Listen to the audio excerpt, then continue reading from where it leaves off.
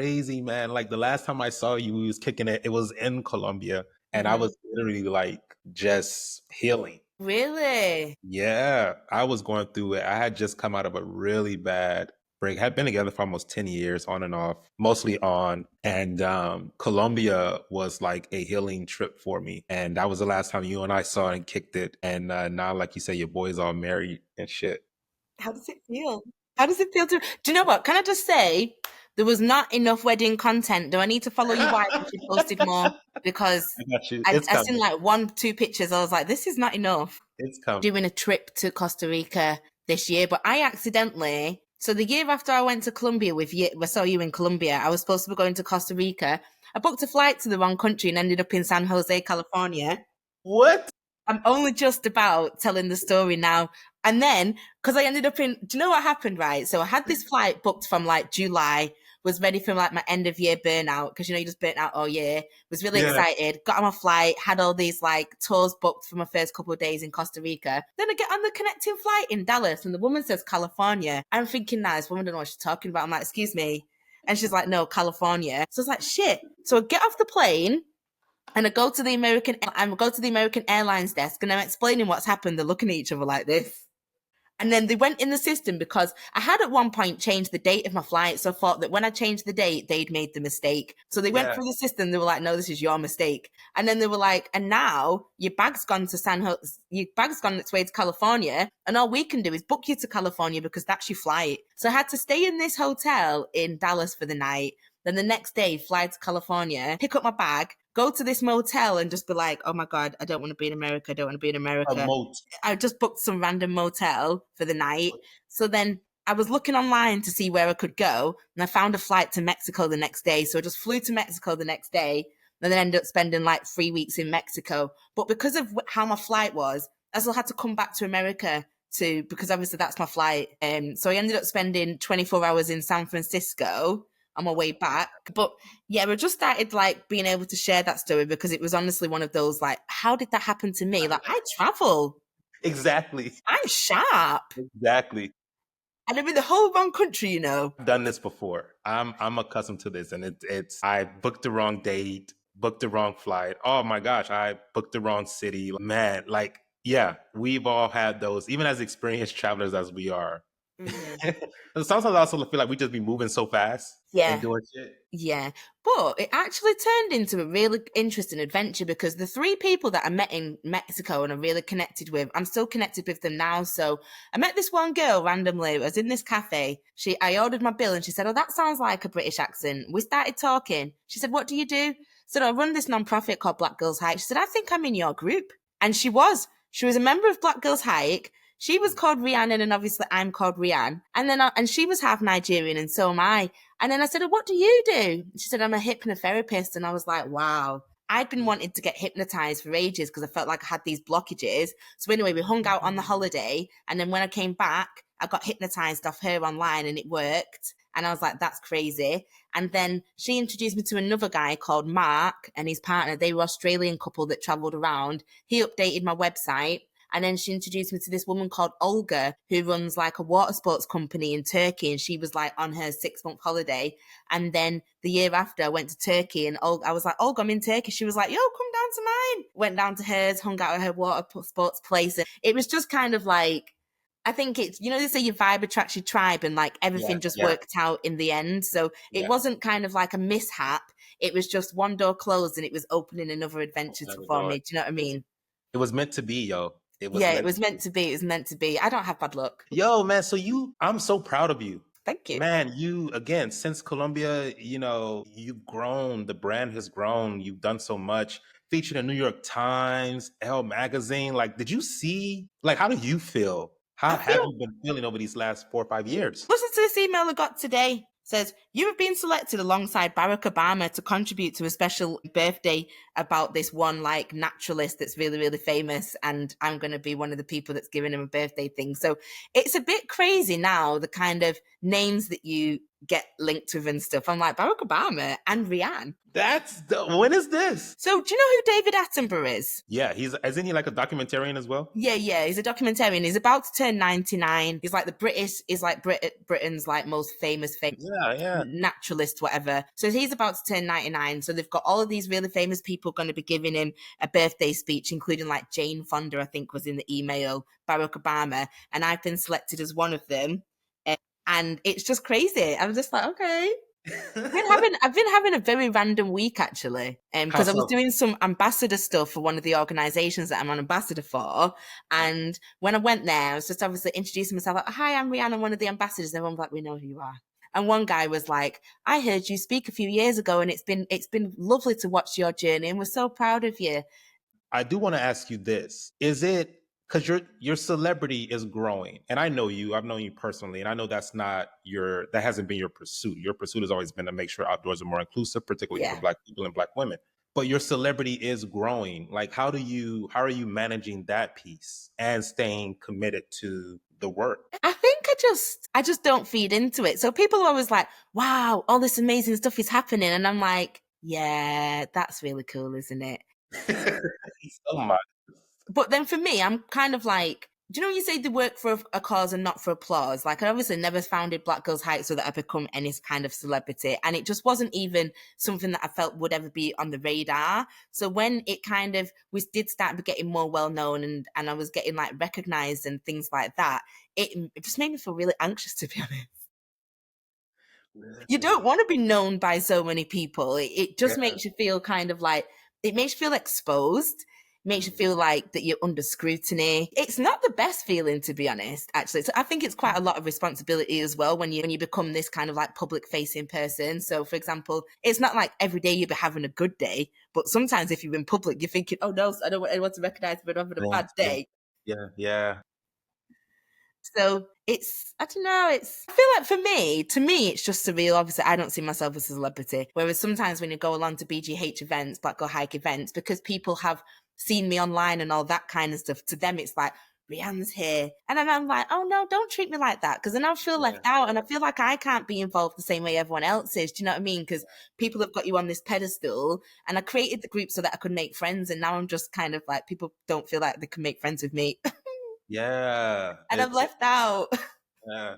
All because you've just been doing great work and it's be now people are recognizing that, and so people themselves, it feels like, put up these barriers between you and them, this separation, like, oh, I can't be in her atmosphere, she's too great, and you're like the most friendliest person in the world. Yeah, and one thing that I notice now, because I've met so many celebrities, that they are just all really, really, really normal people. And one thing I would say is that I think it can be quite isolating and quite a lonely place for celebrities, to be honest, because they can't connect with people the same way other people do. Do you know what I mean? Because they're known and they don't know what people's preconceptions are of them and that kind of thing. So I think it can be quite a isolating place. You know, they say it gets lonely at the top because there's less people that you can relate to. Yeah, no, absolutely, man. It's weird how that happens, show. But yes, again, like over the last 4 or 5 years, so much growth, and people don't see the work behind the scenes. And so, again, you were featured in the New York Times, Elle magazine, like, and that's only what you've shown us, right? I'm pretty sure there's so much more that's been going on for you. So how have you been feeling over these last 4 or 5 years about the growth of Black Girls Hike and the growth of you as the founder of it? I think that I don't ever really get that much time to really take stock of everything because you keep yourself so busy. That, like, for me, everything was last year. Even though Black Girls Hike is now 6 years ago, like, everything seems so recent. Do you know what I mean? So you keep yourself so busy that it just kind of all blurs. Don't know, actually. Ask me that again. Have you, let me ask it a different way. How have you, there's been so much growth for the brand and for you personally. Mhm. Just how do you, is it overwhelming at times? Overwhelming. I felt like for the first couple of years, I definitely lived in burnout. Like, I'm really surprised that I don't have any grey hairs at the moment, but I must be God's favorite because it has been a lot of stress. And also it's a big personal kind of like commitment because you've come into this space and you're new into it. And like, obviously you've got to kind of develop your character at the same time that you're developing your leadership skills, your public facing. Sometimes you wish that you could just go away, do the work on yourself and then come back, to do the work on the organization. But you've got to run them two things like concurrently. And sometimes Right. that just feels like a bit of a struggle. Like you've got to try and work on being the best version of yourself because you're meeting so many different people and reputation is really important and you're worrying about how you're being perceived, but then you're also trying to do the business side as well. It's a lot. I would say that I've had quite a lot of tabs open. Some of them are just loading. It feels like that most of the time. Everything's loading. But we're getting there. We're getting there, definitely. How has it been building your team? Are you Building a building a team? team. That's been hit and miss. So Wow. we got our first member of staff like 3 years ago. So for the first 3 years, I worked a full-time job for the first year and a half. And then for the second bit, I was just kind of trying to build the organization, learn about the outdoors, and kind of like build an infrastructure so that we could start getting funding in so that we could get an actual staff member. So I was basically wearing a million hats and just being like, what's the word? What is the word? When you're unqualified. I was basically like a manager, an accountant, a consultant. I was not qualified for any of these roles. So it was very, very stressful. But then we did manage to, when we got our first member of staff, I remember for a while I was a bit like, take the wheel. Like, yes, we've got someone there. But that just helped us build. So at the moment, we've got 5 staff members. And one thing that we've really struggled with is getting a good, strong board together. And we've had quite a high turnover, I would say, of our board members. And I think we've tried to just get only Black women on our board. And I think we've not managed to get a lot of people with the right experience and stuff. One of the biggest issues I think we've had in terms of staffing is the social media person. Everybody says they can do social media. Always the social media person, yo. These people that say they can do social media, none of them can do it.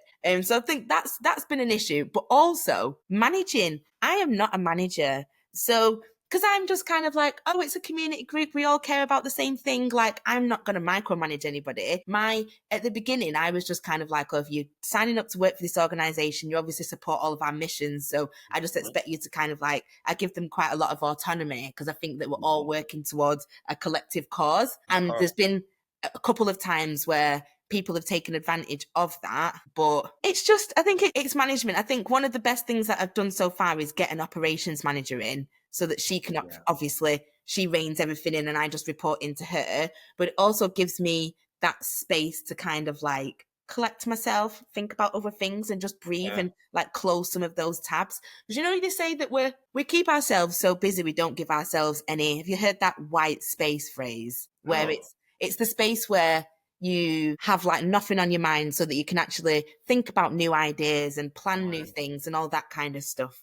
Have you ever watched Harry Potter? Yes, my wife loves Harry Potter, so therefore I am now a Harry Potter fan. Okay, so Dumbledore, he's got that pensive thing and he just takes all the thoughts out of his head and he's just like, and then he's just got blank canvas to think about new things. And I think a lot of the time, no one's really working with a blank canvas. Everybody's got tabs open from, do you know what I mean, ages ago. You know what's funny, man? You brought that piece up a week before the wedding. I lost my job.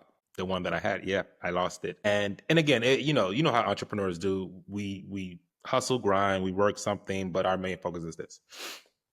So I was with an AI company and I lost it a week before the wedding. How am I supposed to tell my fiance that I lost my job, right? And so anyway, I come home that night and we're in the kitchen just chatting about stuff, and she can tell like something heavy is on me. So this is the true Harry Potter that my wife is. She comes to me and she stands right in front of me. She says, "Give me your thoughts." And I'm like, I don't have any thoughts. I don't, because I cannot tell her this. And she pretends to have the Dumbledore wand and she puts it to my head. I don't know what you call the wand, but she's like, I'm pulling the thoughts out. I'm pulling the thoughts. I like her. I'm like, you damn Harry Potter fan. She's like, I'm pulling it out. I'm pulling it out. So eventually I came and I tell her like my financial insecurity, it was weighing on me, especially considering we're about to get married. And when I tell you, man, I just have the best partner and support system in the world. It's incredible. But she's just getting her Harry Potter mode and just pulls the thought out. And I eventually tell her, I tell her what it was. But yeah, man, she's a huge. I want to bring her to London. Like that's something I'm working on. I want to bring her to London and take her to like, I think there's a Harry Potter world there or something like that. Yeah. The studios. Yeah. Man, one of the questions I have for you, and you mentioned that you're trying to you're trying to build an entire board of Black women, and obviously Black Girls Hike is focused on Black women. And I've been reading some of your articles, Times, all of these different other platforms, Women's Health that you were featured in. And you mentioned like you've also faced backlash because of that, like focusing on Black women. And, you know, you look at what's going on in the US today with just like, oh my gosh, man, the attack on Black culture, history, community, DEI, anti-DEI, all of these things. How are you balancing that? You know, I think sometimes people forget, like Americans forget that Americans in the like we're fucking cousins. Yeah. What did they say when was it when America sneezes, the UK farts or something like that? UK or something like that. How are you just balancing the racist backlash or just like the anger that folks exhibit when they find out, oh, Black girls hike, only Black girls? Why should it only be only Black girls? So now I've got to the point where I just absolutely ignore it. I completely ignore it. So now we've been running for like 6 years. When we were first used to get like profiled in like a big, you know, like a high profile publication, we would just get absolutely loads and loads of trolling. And we once randomly got featured by Russia Today. And what they did was they'd done like a story about Black American hikers, and they'd also done a story about UK hikers. And obviously the politics and the history is so different, and they just mixed it all up into one. That was open floodgates. But honestly, now I don't read any of the comments. On your social media, you can like filter out certain words. So like you can't say racist, and I like all the different ways of spelling like certain words. I block all of them as well, so they can't read any of that. I have the operations manager, so I don't manage any of the inbox. So I feel like I've kind of like tried to remove myself a step away from it, because at first, in the first couple of years, I wanted to go and put bricks through windows. Like, it just makes you mad.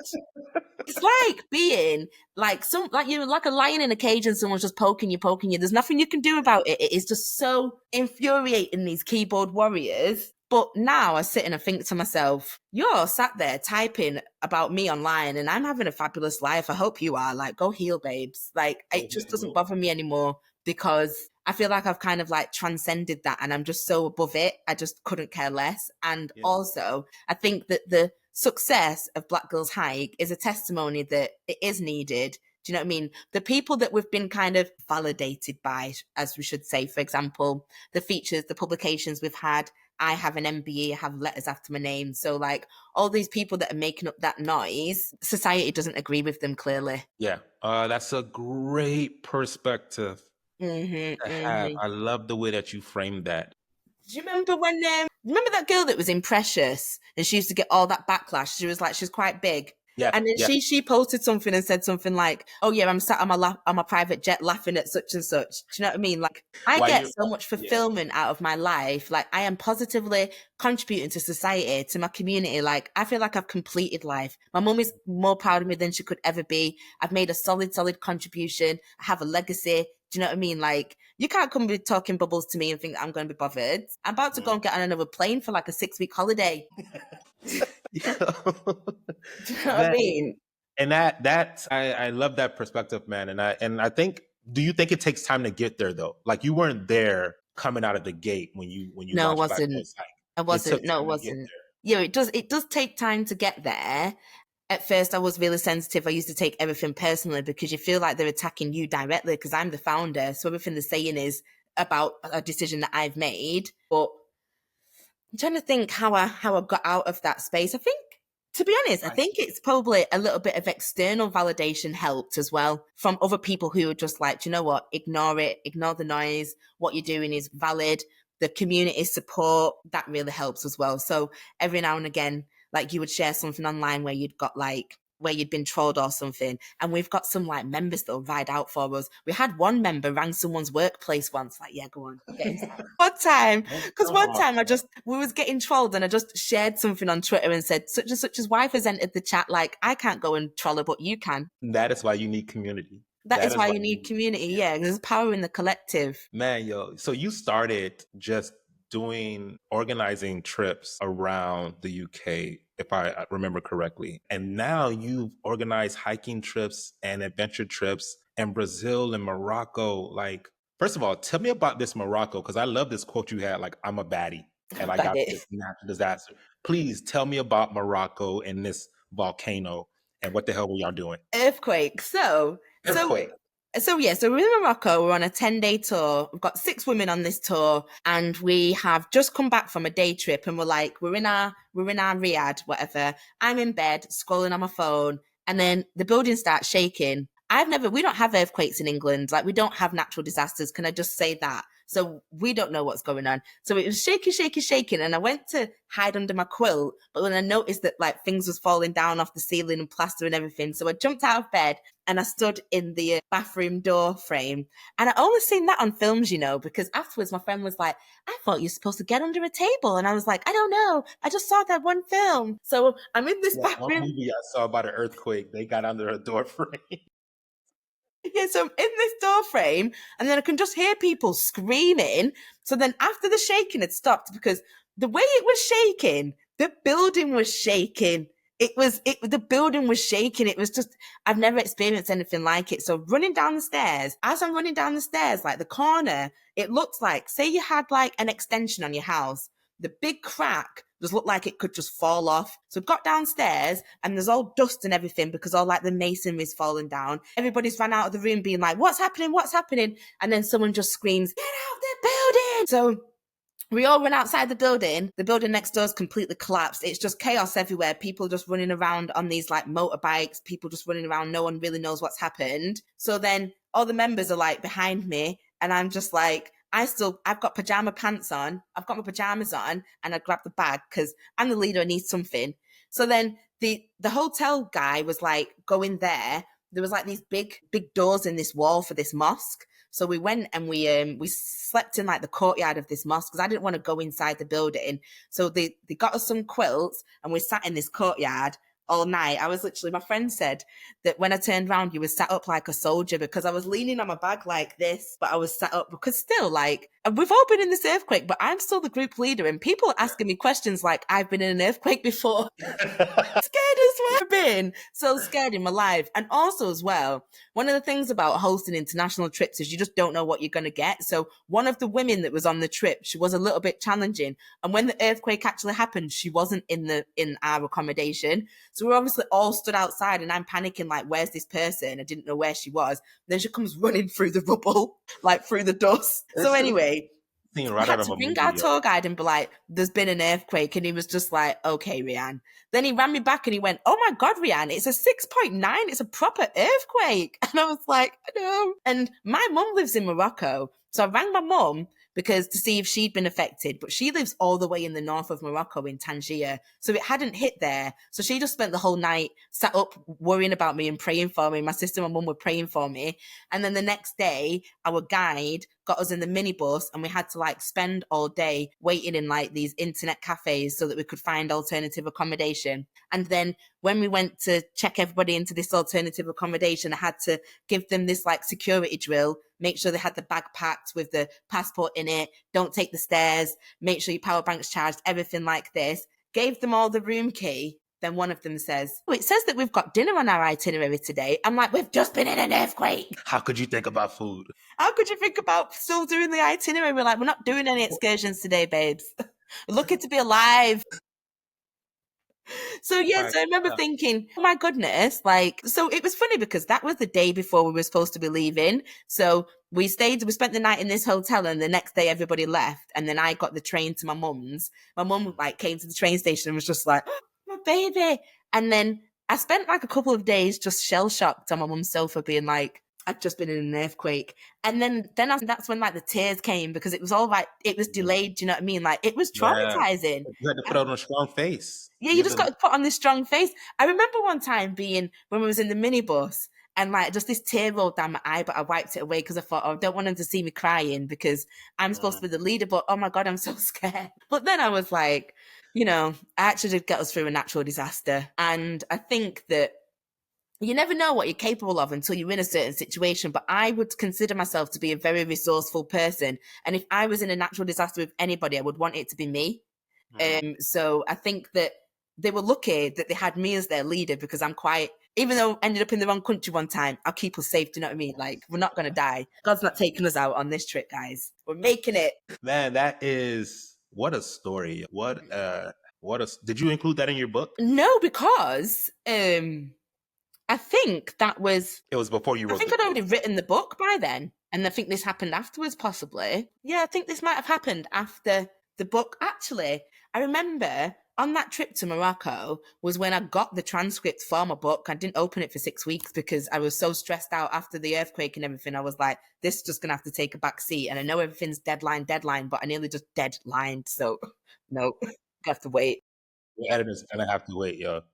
Man, I don't know if we talked about when we were in Colombia about you writing a book, or if you had even already started to work on that project. Man, so what was the motivation behind publishing this book? You kind of have to cut this bit out because it wasn't even my idea. It was my agent's idea. So my agent was like, when I first got an agent, she was like, you could have a TV show, you could have a book, you could do this, that, the other. And I was thinking, me write a book about what? So in like the first year or two of me running BGH, I had quite a few publishers reach out and ask me to write a book. And I was like, it's like them people who suddenly they have an experience and the next day they're an expert. I was like, I just don't feel like I'm in that space to write a book yet. But then my agent was like, we can write a book. It can be like a series of stories about people in the outdoors. And I was thinking, do you know what, actually? A lot of like everything to do with outdoors and adventure, it's all extreme, it's all endurance. You always hear about someone that climbed this mountain with no oxygen, or they did this like super long thing. And I think there's a lot of stories of, just genuine people, normal people doing things that are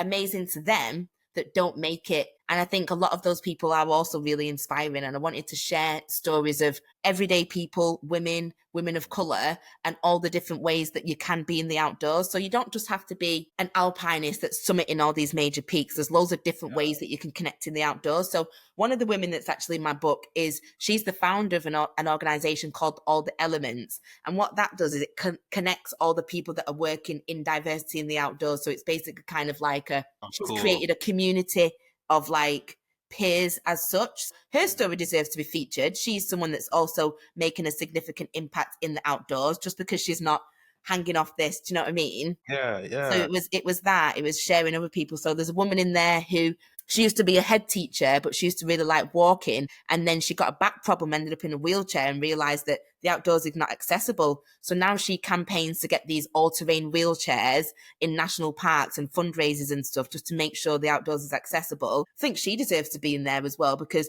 she's enabling even more people to, do you know what I mean, to enjoy the outdoors. So enjoy the outdoors. Yeah, so it features people that deserve to have the stories told. Man, I love how your whole brand, your whole vibe is just about community. You I'm always people person. Yeah. Man. Yo, so what are you working on now? Obviously, you just got the invitation to be beside Barack Obama. Like, what would you say to Barack Obama if you met him? When you meet him, because I feel like you're gonna meet him at this event.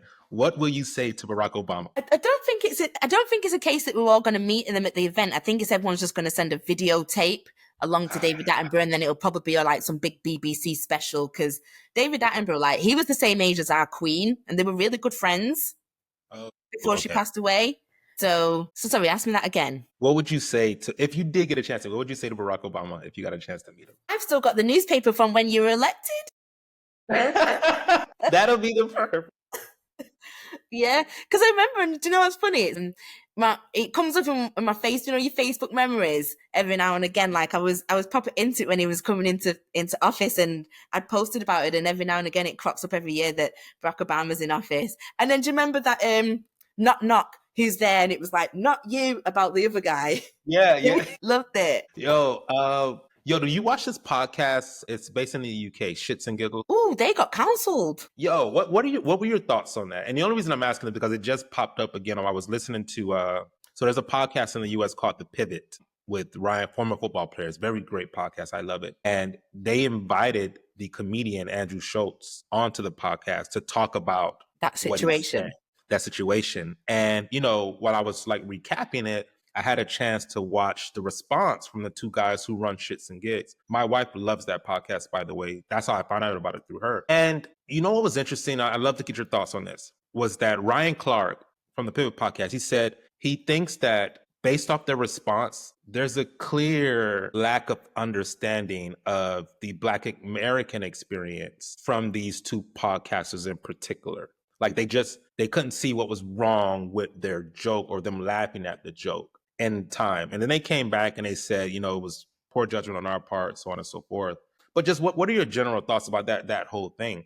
Because I would imagine, like, if a comedian said something like that about a Black woman in the UK, the outrage would probably be the same. So I don't understand how they're not seeing the issue. How they're not seeing the issue, shits and gigs. Yeah. If I have that many thoughts on that, to be honest, I feel like they are just typical podcast guys. They're very immature. Do you know what I mean? It was very immature. It's just typical low brow podcast stuff, colorism, all that just nonsense. Like, I don't get involved in any of that kind of stuff. And I kind of like don't really have an opinion on that either. I just kind of feel like, you know, when they say not all skin folk are kinfolk. Yes. It's just, yeah. Yes. Good, man. I'm glad. Because again, I didn't get caught up. I think you get to a point where in life and you mentioned this earlier, you just learn to establish very clear barriers that block out all of that nonsense and noise that can become distracting to the work and who you're trying to grow and build yourself up to be. Exactly. So, you know, they say your diet's not just everything you eat, it's everything you ingest. And sometimes you go on social media and it's just,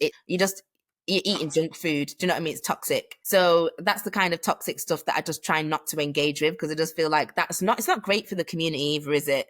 And what really frustrates me is the influence that some of these idiots have. Yeah. Major, like going on tours and everything like that. And it's, I don't know, man, it's not to throw shade, but it's like, I see people that are real storytellers that are creating very valuable content and stories that we need, positively need, but the negative bullshit gets so much of the airwaves, and it's like that everywhere, isn't it? They always elevate the nonsense. And if you look at the music, look at like conscious rap. It's not mainstream. They're talking too much truth. Like, they don't want us to hear it. Do you know what I mean? They want us to hear that. Like when J. Cole dropped out of that rap battle, it was Kendrick, Drake, and J. Cole. And when J. Cole dropped out, like, I loved it. He was like, that's just not my energy. I like J. Cole. Always liked challenged for that. People criticized him for that. That self-awareness that he had. They're like, oh, you're being weak. Oh, no, like, that's just not him. He's not going to contribute to that nonsense. True. But also as well, I think that there's too many people on social media that think their opinions are valid. Like, no one cares. Just be quiet. So you're criticizing J. Cole because he's a moral, decent person. Like, your opinion has no weight at all. Be quiet. Do you know what I mean? Bro, like, absolutely. Man. He's higher. He's above this. He's above this. And the idea is that my criticism of him will elevate me to a certain social status or make me relevant. It's like, no, it's not. You'll get your 10 minutes of fame, and J. Cole will continue on making the great music that he does and being a cultural icon that he is. Yeah, and being a respected person as well. And I think that's one thing that not everybody can say. J. Cole's very much respected by a lot of people. I've been to one of his... It's funny, actually, because I went to one of J. Cole's... So I went to a Drake concert and J. Cole was supporting Drake. This was years and years and years ago. I would never do that again. Sorry. I'm sorry, J. Cole. J. Cole was supporting Drake, and it was so funny because Drake was all like... We had like a couple of footballers there. You know, they say Drake's a big fanboy, and he was like, oh, this guy from United's there, all shouting him out. J. Cole comes out. J. Cole writes his own songs. He plays the piano. He's a musician. He's an artist. He's got talent. There's just those levels. And he's just like miles above artistry. them. Yeah.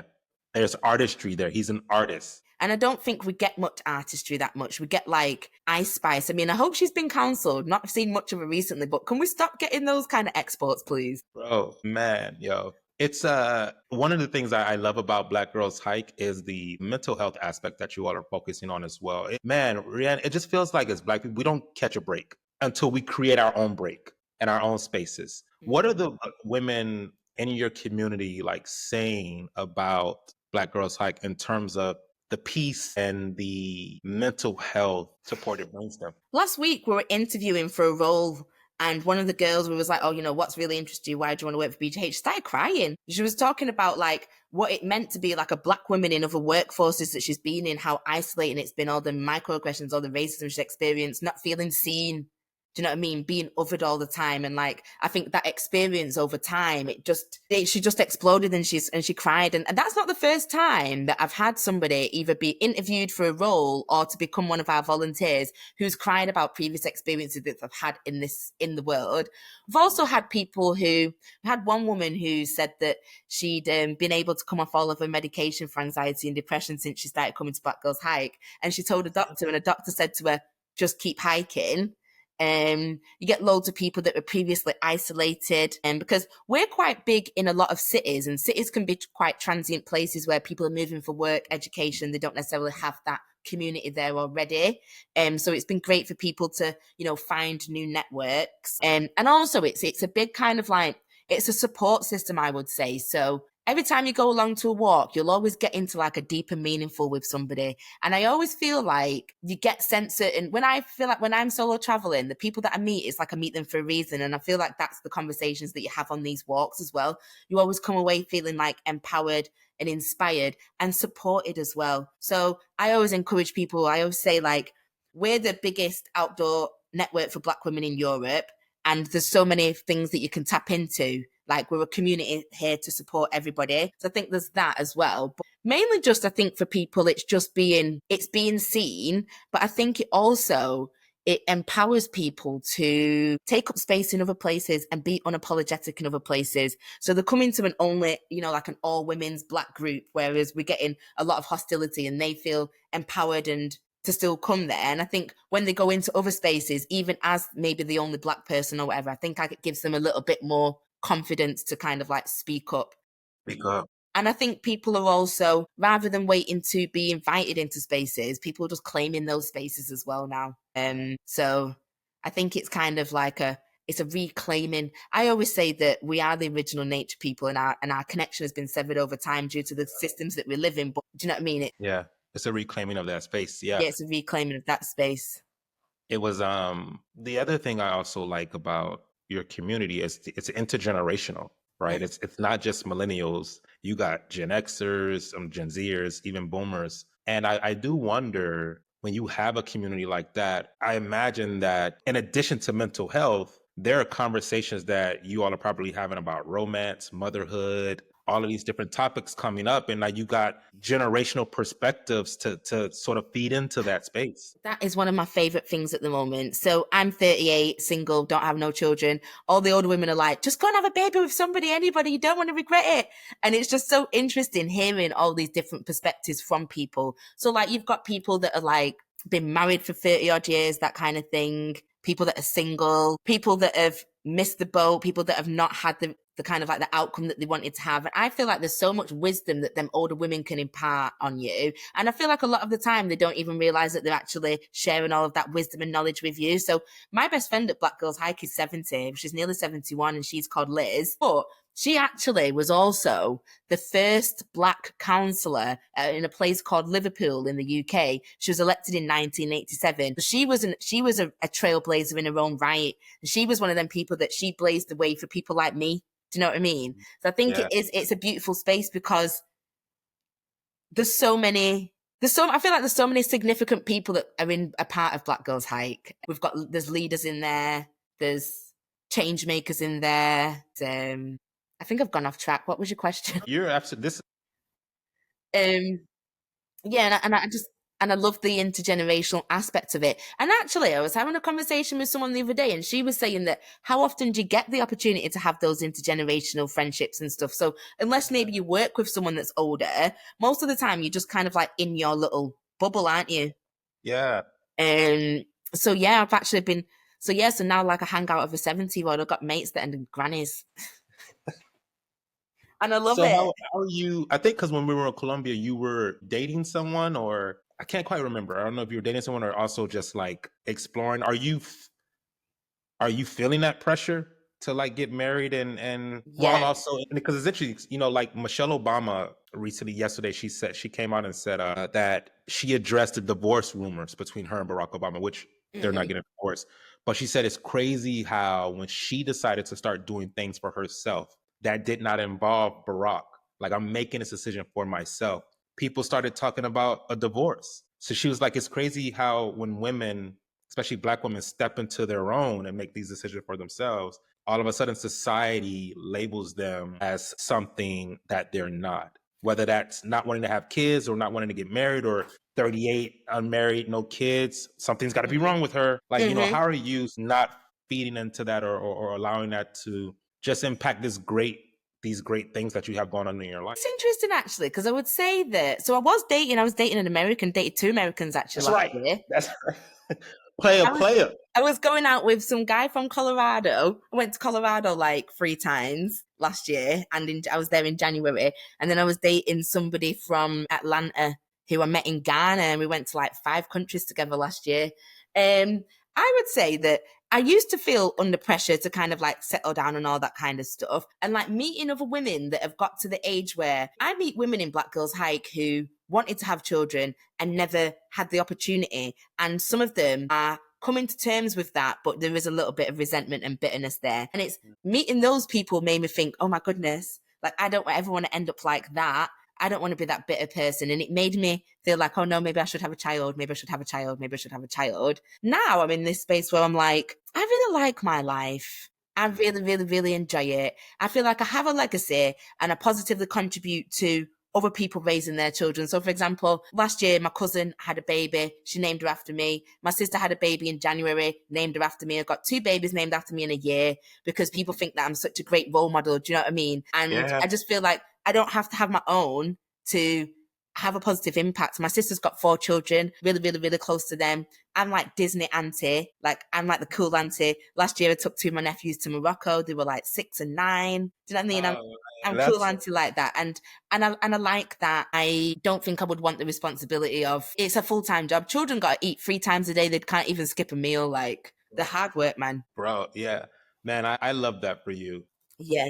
I know that you're like creating that space also in Black Girls Hike, because I would imagine you're not the only one in your community that's sort of experiencing that. No. And it's interesting actually, because I think there's a lot of women in my age space where we've had these conversations and everyone's worrying about missing the boat, settling down and all that kind of stuff. And I think that BGH inspires them. I like to think that some people tell me that they are inspired by the way I live my life on my terms, suiting myself most of the time. And I hope that they think, I would like them just to know that there's more out there, because it's such a societal pressure, isn't it, that women have to get married and have kids.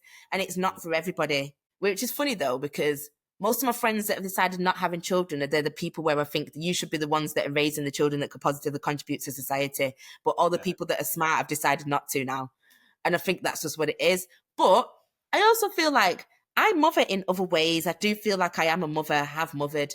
I'm the mother of BGH. In fact, I remember like once being like, no one's wished me Happy Mother's Day from Black Girls Hike. I'm offended. Like, no, am I not a mom? No one's wished me Happy Mother's Day. Don't appreciate anything I do for you. That kids, that is. Definitely a mother. Yo, what was the difference? I really want to hear your thought. What was the difference between dating an African, Ghanaian African, and an African American? No, he wasn't a Ghanaian African. He was an African American that I met in Ghana. So he was on a Ghana trip. But do you know what was interesting? They were very, very, very different people. So the first guy that I met was very much into Black history, went to Morehouse, it was all part of his identity. He was a Morehouse man. Atlanta. Yeah, this is the guy from Atlanta, but he was born in Chicago and lived in Atlanta. So he was very much kind of like really into Black history, would go and do all those Black history tours in all the different countries. Whereas the other guy I dated, he was raised in foster care. So he's obviously raised by predominantly white people, moved out to Colorado Springs and had just kind of like a weird relationship, I think, with the Black community. He said he never felt like he was fully accepted into it. And I thought that was really interesting because I never thought I would ever meet an American like that. I don't know why in my mind, I never realized that Americans like that existed as well. In my mind, I'm like, they're all black there. Black. Oh, no. Yeah, we have our own struggles in that sort of, even now, I don't know if you've been seeing like the Issa Rae controversy. What's going on with her now? Bro, so again, some idiot on the internet. So Issa Rae just produced. She didn't write or direct One of Them Days, her new film that just came out. She produced it. Okay. It was written and directed by another Black woman that Issa Rae employed. So anyway, One of Them Days comes out. It's on Netflix now. And it came out that Issa Rae actually grew up in an affluent environment. Like her parents were well off. to some degree. And so she didn't grow up in the hood, basically. Yeah, and she's not a Black American, is she? She's African and She's American. Senegalese. She's half Senegalese and I think half American. But she didn't grow up in the hood. And so people thought that she wrote and directed a movie about two Black girls navigating hood life. And so they were like, how can Issa Rae write this? She's not from the hood. She's not even Black, blah, blah, blah, blah, blah, blah. So there was and we've seen this before. You know what's interesting? This conversation also comes up when we talk about Black Brits.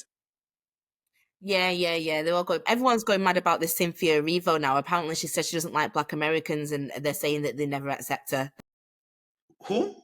Cynthia Erivo, the woman out of Wicked. Yeah. I remember that came out as well. Man, and so it's crazy. So that's been the thing around with Issa Rae. You know, folks are, well, she's not, and it's this ignorant idea that all Black Americans came from a struggle. And because if you didn't come from a struggle, then you can't really speak about, write about, or create art around the Black American experience. And so we have these issues like this internally that we're dealing with. I get that, but one thing that I really don't like. Oh, sorry, you froze then, and then I overspoke on you. Sorry, say that last bit again. Oh, I was saying that we even now we still have like Black Americans internally in our own in our communities. We deal with colorism. We deal with this ideology of if you don't come from a struggle as a Black person in America, you can't really write about the Black experience, which is naive to think that we all come from struggle. And so that we have these internal conversations all the time about what is the Black American experience. And, you know, right now the conversation but the great thing about it was so many people came out in defense of Issa Rae. It's like, not all of us come from struggle. And also, how many white writers and creators write about an experience that's not theirs? And they don't get any pushback for that. Writers write, creators create, be it their own experience or an experience that they studied extensively. Yeah, I've heard that about Issa Rae. I know that there seems to be a bit of a conflict in the States, isn't there, between like Black Americans and people that are kind of like African from the continent Americans. So I've got a lot of family in the States. My cousin used to play for Tampa Bay Buccaneers. He's called TJ Fatinikun. And obviously my family are all Nigerian Americans. One thing that I notice about when I'm looking at my their lifestyles, I'm like, all your friends look like the Nigerian Americans as well. I feel like there's just a bit of a cultural barrier there that they just kind of like in this space. I think it's quite interesting. Also, as well, I just think that it's really frustrating because people talk about like Black is synonymous with poor, all Black people go through struggle, and I don't think that's necessarily the case. And I really don't like that kind of like discourse. There's a guy actually that's just released a book that I follow, and he's called Lanray. Let me just tell you the name of it because it's kind of similar in the UK as in. I feel like the Black experience in the UK is around London, and like when people talk about the UK, they talk about London, and I think that the Black experience is different for everybody. And this guy called Lanray, he's created a book called We Were There, and it talks about the Black experience of people from all different parts of the country, people growing up in them small towns, people growing up in the small villages. I'm going to his book launch next week, and I'm really, really, really excited. One of the other reasons I'm really excited about it is because in the 6 years that I've been getting interviewed, etc., by the media, I've only been interviewed by a handful of Black people, probably less than 5, and he is the only other person that was also from the north of England that has interviewed me. So our experience growing up, he's not from very far from where I'm from, and it was just like, I was like, we've had the same experience. Like, I can relate to you. I can't wait to read his book because I'm like, I understand this. Do you know what I mean? But yeah, I'm not grown up. I had a nanny when I was younger. I'd never grown up in a struggle, I wouldn't say. Well, I tell people all the time, you know, I grew up middle class, maybe slightly lower to middle class. But my parents and my mom, even more so after my stepfather passed away, she worked her ass off to make sure we had everything we needed. And so for me, I actually would find it embarrassing and disrespectful to my mom to celebrate some struggle when she worked her ass off to make sure that we could get out of that. Why am I not going to celebrate that? I'll write about it. I'll reflect on it. I'll create it in my art.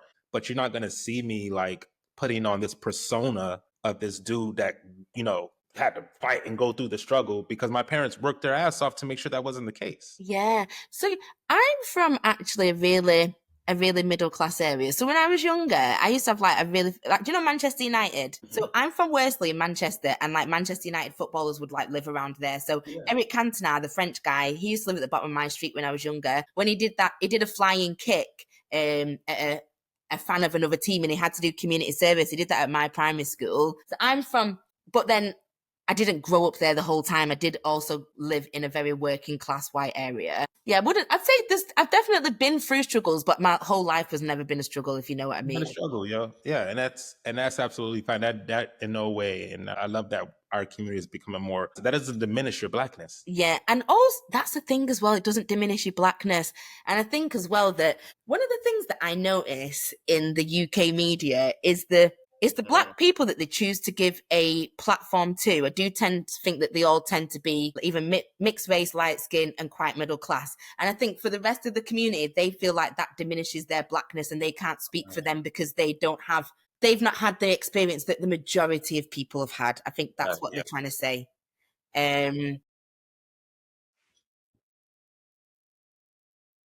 That's interesting. So I'm going to name about 3 to 4 countries you've been to. Okay. And I want you to say the first thing that comes to your mind about these countries. Brazil. The vibes, black culture, Nigeria, just Yoruba. Like Brazil is one of my favorite countries to go to as a black person because you generally just exist in there. You're just blending in. If you don't open your mouth, everyone thinks you're Brazilian. It's just nice just to not lead with your race. So I've been to Brazil 3 times. I've been learning Portuguese now for 6 months. I'm going back to Brazil for 2 months. Like I could live in Brazil. Brazil is such a bit of me. Huh? When are you going back? I'm probably going to go back. I think I might do this. I was going to go back for December and January. And then I was like, I might just go from December and then stay all the way till Carnival. Because why not? So I love Brazil and also the landscapes. It's just a beautiful country, like all those shades of green. They've got the rainforest, they've got the mountains, they've got the islands, they've got that blue water, like everything, the food. Just like... I just love Brazil. I just love Brazil. The last time when I went in September, we went up to Salvador and we went to Itaparica to meet this Quilombo community who are descendants of slaves. And they took us to like this Candomblé yard, which is where they practice the ancient African religion. So Yoruba, and they have like all the Orisha stuff there. And it was just like, when I'm in Brazil, I feel like you're my people, you are. Because I'm like, they're my people. I feel it. You feel it. You feel it. Yeah. Norway. You can drink out of a puddle in Norway. It's so clean. So Norway, do you know what I was very, very, very pleasantly surprised about Norway? So a lot of European countries, they're very, very hostile in terms of kind of like, if you're not white, it's very hostile. They've had like this big migration thing. Everybody's like, close the borders, stop the boats, all this kind of stuff. When you go to Norway, you don't get that vibe because Norway is a rich country. They've got good resources. You feel like the government and the media don't do this whole divide and conquer thing. There's no need for it. I didn't feel like I was experiencing any kind of racism, no microaggression, no funny looks. I even said to my friend, like, I'm actually in a white European country and everybody's really nice. I just was like, wow. It was very, do you know what? It's quite sad actually that you're so pleasantly surprised at the fact that you're in a white country and no one's being racist. But no, it was really nice. They're kind of like, they've got class Norwegians and it's beautiful. I went there, been there twice, hiking and kayaking Norwegian fjords and camping there. Stunning. It's expensive though. Bloody hell. What is a rich country? Morocco. Yeah, they've got money and they've got good natural resources. I would say, if you think about countries being businesses, like obviously America going bankrupt and they're going out of business, aren't they? Norway, Fortune 500 at top. You want it right? Yeah, it's run really well. Where? Sri Lanka. Oh, I've not been to Sri Lanka yet. So I've got the Sri Lanka trip is in October and I'm partnered with Intrepid Travel. And so hopefully, guys, if you are listening to this and you would like to come to Sri Lanka with me, it's available for everybody all over the world and it's a mixed group. So come along and it'll be great. And we won't be in an earthquake, but even if we were, I would get you through it. Morocco. Oh, so I pretty much half live in Morocco because my mum lives there. So I've been going to Morocco for years and years and years. My brother married a Moroccan years ago, and that's been like our connection. When I go to Morocco, I feel like home. I think I went there 5 times last year. I went for 4 weeks over Christmas. Love being there in Ramadan. Also, Morocco, you can do everything in Morocco, you know. They've got a ski resort. It's probably not the best ski resort, but I did 2 surf camps there last year. I did a cycling holiday there last year. And I've done hiking there as well.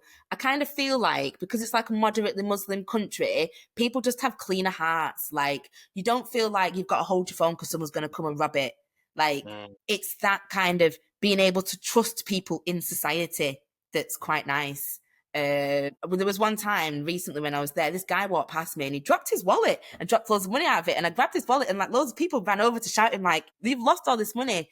In England, that'd be gone. And I just think that, I don't know if it's kind of like that, because my family Muslim as well, my mum's a Muslim. I don't know if it's just because they've got that kind of like moderate Muslim and it's in the hearts that they're good people. I always feel like there's a good sense of community in Morocco, and that even if you were there by yourself, someone would try and help you, even if there's a language barrier. You just go off good vibes there. Yeah. Don't ever go to Marrakesh though, it's crazy. Mexico. I love Mexico. So Mexico, at the moment, I'm in this space where I only want to go to Brazil, Mexico, and Thailand, and I'm like, I need to go to other places. But I've been to Mexico now like 3 times, and I just love it. Went there last year, did like with the American.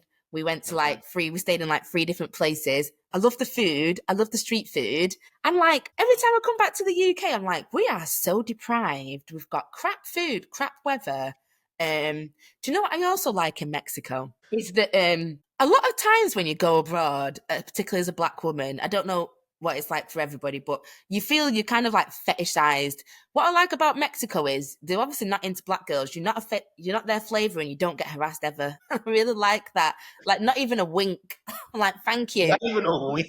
Like, I like that. The US. America is not for me. It's not for me. It's, do you know what? I feel like when I'm in America, I'm Black. I'm like, oh. Yo, you know what's crazy? You say that? All non-American Blacks who are honest people,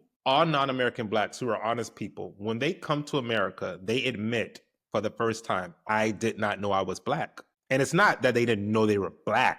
They didn't know what Blackness felt like within the American context. But also, for me, it's a bit different because I'm getting a little bit of privilege. So I've got British privilege, obviously. I've got a British accent. One thing that I noticed when I was in America was that it was like my accent transcended race. Really? When I was in Colorado Springs with Patricia, who runs Black Packers, Colorado Springs is super white.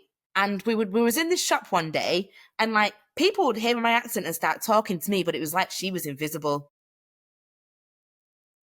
No acknowledgement whatsoever at all. They'd be like, "Oh my God, I could hear you talk all day," and they would just completely ignore her. Americans are obsessed with the British accent. Yeah, they are. I know they are. Sometimes it's super weird how obsessed we still are with like British culture, British people, British accents. Like we won that war. Why are we still so like obsessed? Yeah, so I don't like being Black in America, because also I hate the fact that they've got guns. I hate just feeling like, so in the UK, I think all you ever get exported from America is that everybody's racist. Like it's just really dangerous. And it just makes it feel uneasy. So when I was there in Colorado, it was like during the elections, and they had like these fuck Joe Biden, and they're all like Trump this, Trump that. And I'm like, wow, I'm scared of you now because you support him. And it just makes me think you're crazy and capable of anything. Like, you're not a stable person, so I'm scared of you. Wow. Oh my, yeah. Nah, man, you're absolutely, the way that your experience is exactly, like, I'm not surprised at all that, because here's what I think Black American travelers often experience when we leave the US and then come back. And what's crazy is Frederick Douglass, who traveled to the UK and Ireland, I think in the late 1800s, experienced the same thing, had the same feelings. It is this: when we leave, we feel lighter. A weight drops off of our shoulders. And when we come back, that weight comes back, but that weight is a representation of our body going into police mode. Yeah, like, I just hate how everything's so racialized. It's just so oppressive. Like, it's just too much. Everything's race. It feels like it doesn't. I wouldn't say it feels like that as much in the UK. Bro, it's real, man. We feel, and a lot of that, like it's psychological, like it's us sort of reprogramming ourselves, and then just it's physiological. It's our body naturally reacting to the environment that we are in. And what has always concerned me, and the reason that I do the work that I, one of the reasons that I do the work that I do is, if you've never traveled outside of the US, you don't even know or realize that weight that you're carrying, perhaps. Like it's heavy. When I left, I go to Colombia or I go to Scotland just recently, and I'm just light as a feather. They're nice in Scotland, aren't they? They don't care if you're black in Scotland. They just don't like it if you're English, but they couldn't care less if you was whatever colour, I feel like. They're nice there, aren't they? They are the kindest people. I was in Braemar, about an hour outside of Edinburgh, and it's like a town of like 500, maybe 600 people, and all white people. I think I was the only black person they had seen for quite some time. It wasn't until the last day that I was there that I actually saw another black person who didn't work in the hotel that I stayed in. There was one black South African girl who worked in the hotel that I was staying in. And man, I don't know about you, like when you meet black people from other countries, there's just this connection, because I needed help with something. And all of the other staff members are like, oh, I don't think we can do that. And they weren't rude about it. They were just saying, unfortunately, we can't accommodate the request. But she was like, I'm going to try. I'm going to try and get this done for you. And I'm like, man, I appreciate it. And she was like, it's for the culture, bro. It's for the culture, King. And I was like, it's South African girl in Scotland. And she's like, oh, it's for the culture, King. And I just it felt good, man. It was like, it felt so, yeah. It's just like. I see you, isn't it? I always feel like that. Like when you say there's all white staff and there's just one black person there, and you kind of like, there's an affinity, isn't there? There. Like we see each other. Never She's like, it's all you. good for the culture, King. I was like, oh, thank you. I appreciate I appreciate that.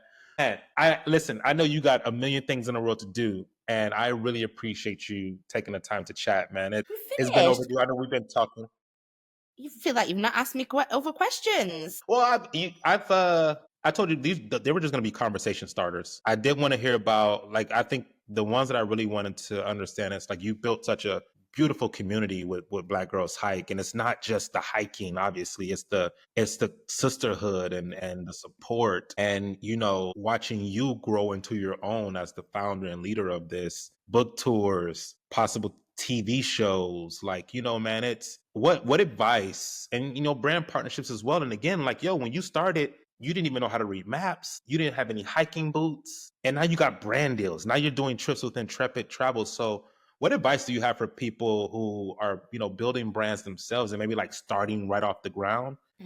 What advice do you have? What would you tell someone when they say, Rhiane, I want to do what you're doing? How do I get where you're at? Let's just say, be authentic and be consistent. I think authenticity is key. There's a lot of people now that are just kind of like, they see that something's popular online and they just try and replicate it, and it's just kind of like copying. Have you noticed that people now actually copy people's TikToks word for word? That's been like some crazy phenomenon. I would just say, keep it authentic. One of the things that I used to be like, oh, I don't really like doing podcasts and I don't really like doing that because I've got no filter and blah, blah, blah. And then people like, well, that's what people like about you. The fact that you just so amazing. I just like take it as you see it kind of thing. And so I would say that, and also being consistent.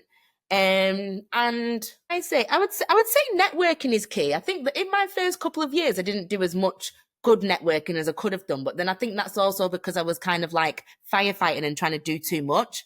But your network is a big deal. So, for example, some of the funding that we get at the moment, we weren't actually eligible to apply for that because we didn't meet the threshold. But I met the funding manager at an event and we just like hit it off. And he was like, we want to fund you. Do you know what I mean? So it's kind of like build relationships with people as well, keep checking in on them, but also just be authentic and just do it from the heart as well. Do things that you enjoy, and then they'll be able to see that, that you're a genuine and real person, and people like that. There's too much fakery these days.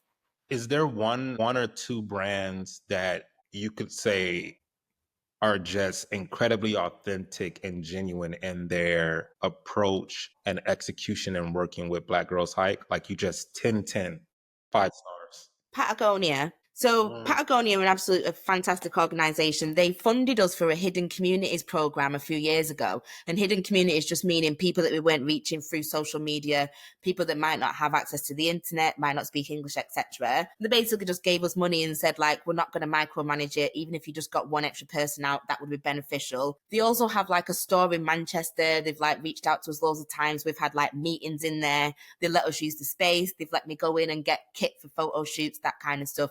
They've been really, really genuine. And I think every single member of staff that you meet that works at Patagonia, they believe in that vision, do you know what I mean? And they're also kind of like committed, that it just makes it a really nice organization. And who else would I say? I probably have to shout out Mountain Warehouse because I am their current ambassador. But Mountain Warehouse have been great because I was with another brand for 3 years previously. And that was kind of like a little bit, I wouldn't say really tokenistic, but because they see me and they see the access to my community, do you know what I mean? So I felt like they wasn't necessarily always treating the community well or safely. I feel like there was aspects of it being tokenistic. It was like, oh, we've got Rhiane, so it means we'll get all these black women as well. Like, it's just like me plus X, Y, Z, do you know what I mean? And whereas Mountain Warehouse have been great, and they've really kind of been like, where do you want to go and how can we support you to get to where you want to go? So they've got like stores all over the world. Actually, they're in North America, they're in Australia, they're in Canada. In fact, on one of the first meetings I had with the CEO, he said, "Oh, Rhiane, we should get you to Canada." I was like, "I've got a passport." Send me. So yes, I think it's also the potential that can open more doors for me internationally. And so I like that. I like them. Everybody on the team I really, really like as well. Like, I really fuck with Mountain Warehouse. Like, I really do. So I really enjoyed working with them so far. But yeah, they're a good organisation and they believe in it. Like they genuinely, they think they're trying to save the planet, aren't they? Yeah, I love Patagonia. I've read so much about. Sorry, I was just about to say I should have said the Wildlife Trust actually, because the Wildlife Trust, I'm their ambassador. They're one of the UK's largest environmental NGOs. And I've just spent the week with them. They have just completed one of the biggest land purchases in the last 30 years of the UK. They've basically just bought this whole estate up in Northumberland, which is just below Scotland. You know, like in England, it's all like owned by lords and stuff. So like a guy will own like a whole city and everything will have his name on it. So they've bought this piece of land that's got like pubs in it, it's got farms in it, it's got all these different types of habitats. And what they're trying to do is they're trying to create like a flagship nature restoration space. So kind of like letting it naturally wild itself the way it would centuries ago for the environment, because there's been like a massive nature decline all over the world. So they're all about kind of like getting the community involved to how can we restore nature. And I just think that is so important because once the bees are gone, we're gone. And I think people need to be more, do you know what I mean? More clued up on the fact that we're facing an existential crisis. I call it the last series of Earth. And I feel like, you know, Netflix, you know how like during the pandemic and they were like, oh, we didn't have time to film enough episodes. This is what's happening now. People are being crazy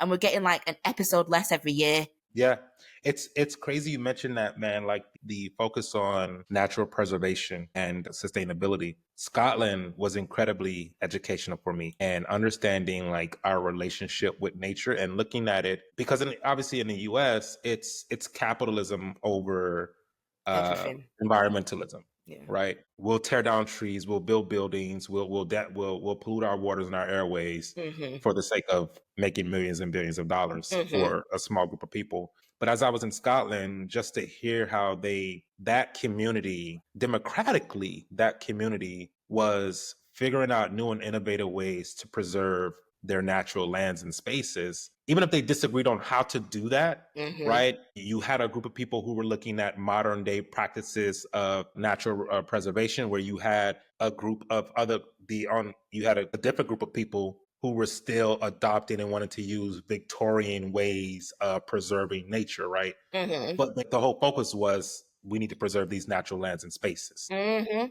then to also like be in Scotland and, you know, one of the tour guides was like, you know, it's weird. Whenever we get Americans here, they always ask us, can they go to certain space places? Can I go check out this field or can I go and look at this park? And they're like, why would you ask that? It's nature, it's land. Go visit. even here, if a place is in Scotland, if a place is privately owned, I guess at least in Braemar, even if it's privately owned, you can go on that land. So as long as you respect the land Yeah. and the space. But then, so in Scotland, they have the right to roam. In the UK, all of our lands are kind of private. You only have the right to roam about 8% of the UK because all of those people that own those big spaces of land. So there's a movement called Right to Roam, and basically what they're trying to do is kind of like make it legal for you to go in more spaces. So in Scotland, you can roam wherever you want, but you can't in the UK. But the other day, I was actually introduced to a really interesting concept that I hadn't heard of before. And they were talking about, when we talk about the value of a country based on like GDP, gross domestic product, and it's all capitalism, they said that it should be gross ecosystem product. So what they're trying to do in this new place where nature is supposed to, it makes money, do you know what I mean? So they're basically trying to see how they can restore nature and that can like feed into the economy. So I started looking it up the other day on YouTube because I'd never heard of it before, but it's called GEP, Gross Ecosystem Product. And it's about how sustainable countries really would be if they just went off their natural resources. Can you imagine Africa if it was... Yeah, just off its own natural resources. No, 100%, man. I love that. I'm gonna look that up today as well. Yeah. Yo, give me 5 places you would want to go to hike. Like you were just like, please, somebody send me to one of these places because I really want to. I really want to hike here. I really want to lead a group here. You've already led a group to Brazil. You've already led a group to Morocco. You're planning Sri Lanka. What are 5 places you really like to go to? To Sri Lanka, I mean, not Sri Lanka, Canada. Canada looks like it's got some really beautiful places. I want to go Patagonia. I would like to go to Montenegro this year. And that looks really, really beautiful. South Africa and Nigeria. So my family originally from Nigeria and I've never been. And I feel like ashamed saying that because I could go if I wanted to. It's just there's politics behind it. But I've been to Ghana twice, and I remember my uncle saying, "I will come and collect you from there if you go in there." But like I started following this girl on Instagram, I think it was last year, and she was exploring Nigeria, all these different parts of Nigeria, and the nature there is amazing. I want to go to Nigeria. I also want to go to Pakistan and Taiwan. Pakistan. I've never heard it when it comes. Why Pakistan? So Pakistan's got beautiful, beautiful, beautiful nature, but I've also got family there. My mum's cousin lives there. Okay. Yeah. My family just mixy. Taiwan will be dope. It's been a long time since I've been to Taiwan, but in terms of the green space, yeah, I studied abroad there. Oh yeah. So in terms of like the green spaces and just natural land, it's such a beautiful country. Mm-hmm. Such a beautiful country, yo. Man, this has been so lovely and so dope. And I know you don't particularly enjoy podcasts, but you're so great at them. There'll have to be some bits that you probably have to edit out. Of course, there'll be nothing shared with the public until I share it with you first. Okay, cool. Yeah, you'll see everything before I share it with the public first. But man, you're so good at it. You're so good at it, yo. You are. You speak confidently and you're just relatable. Sometimes I feel like I'm not articulate as articulate as other people. So this has been one of the things where I haven't been sharing on social media because people are really good at pontificating now online, aren't they? And I feel like I'm like a woman of few words. So my captions would be 3 words if I could. Do you know what I mean? I'm not going to do some big, long thing. And yeah. So that's one of the reasons why I stopped giving interviews and stuff like that. Because I just felt like sometimes you might say something off the cuff and it's out there permanently. Permanently. And you know how people are all super critical, this, that, the other. So I think it just put me off. But because I want to reposition myself now and I want to be... So I'm getting profiled in Backpacker magazine as well. When? By Patricia. Soon. Yeah, so she's going to feature me in that. Patricia. Okay. Is that based in the UK? Or based in... She's in Colorado. She runs Blackpackers. Patricia Cameron. I think Alex tried to connect us at one point. Blackpackers, yeah. So they're all about promoting economic equity in the outdoors. And they're a really good organisation. She got $1 million grant last year or the year before. But now, obviously, that's all going to go. Not going to happen with all your changes. Who did she get the grant from? I don't know who it was, but I'm sure it would probably be on their website or something as a Okay, I'll check it out. And I'll reach out to her because we'll definitely want to amplify that feature, that article that she features you in, for sure. And you know Malik the Martian, the snowboarder? No, please, I would love to, like, this is like stories are like that are the ones I'm really, really digging. Like, he's from your place, so he's I met him when I was out in Colorado. He lives in Denver, but he's from he's really hood. He's from Tennessee, and he was telling me about all this hood stuff, and I was like, that sounds like the real. That's like a film hood to me. But he's a cool guy. Let me send you his details. And he does filmmaking and stuff like that, documentaries, that kind of stuff. He would be a good person. Also, there's a guy called Benji who runs. Let me find him. He reached out to me after the New York Times thing, and he runs Benji Williams. He runs an organization in New York called Outlandish. It's a hiking store. I've heard of it. Yeah, I've heard of them.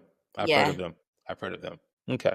Yeah. I need to look them up. Yo, I'll reach out and connect with them. Yo, when do you think the next time you will be in the States? Do you have any plans to be in the States anytime soon? If someone's paying for me to go out there and do anything, then yeah. Other than that, no. I was trying to get to the Outside Festival, and my brand manager pitched to me, but they didn't take it on. Because this is the thing these days. Everybody goes off numbers. They must look on my social media and be like, oh, who is she? I'm like, look at my credentials. Yeah, it's super freaking weird. Yo, it's like, it's weird. This whole obsession with like follower account and all that stuff. I'm like, damn the follower account. Like, are people engaging with my stuff? Absolutely. Exactly. Like, I have a very dedicated, engaged community. Yeah. And ours has been growing, but I don't look at our follower account ever. I don't. But it's like if we tell a good quality story, yes, we did our job. And the people engage with it, we did our job. Everything else will take care of itself. Did you record this? Because I don't think I looked that bad, so you could actually maybe use this footage if you wanted to. Thank you. I was going to ask you because, girl, you look great. You're glowing. You're healthy. You're killing it out there. You look great. And it is being recorded. I was gonna download it. I was gonna send it to you. I was gonna be like, Rhiane, you look fucking great. Like, yeah, and I don't think it would have the same effect if it was just me voicing over something, would it? But maybe, do you have a TikTok? I'll use some B-roll and stuff, like, because I like the idea of using some of your hiking videos and even like some of the magazine features. I'll use some. You'll see what I do with it, and I'll send it to you. And then you can give me the thumbs up. Okay. Is there anything that you need from me? Any UK news, any hookups, any connections, anyone that you want me to recommend? My dear, I will be reaching out. There is when I was in Scotland, I got a chance to connect with Nat Geo UK. And yeah, and there are at least 2 other Black women who are in like the Nat Geo universe. One's a diver. I think both of them are divers. Yinka Cresswell. Yes. And I really want to like interview them as well and like get 1 second. I really want to get them on the show. I think both of them just have incredibly beautiful, inspiring stories. So yes, I'll be reaching out with some modest requests. No worries. Happy to help. My dear, yo, this has been truly amazing. This has made my day, yo. And Alex is jealous, so Oh, so say hi to your wife for me and tell her that I can't wait to see the rest of your wedding content and she had a beautiful day. I got you.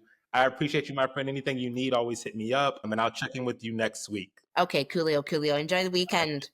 Thank you, my dear. Take care.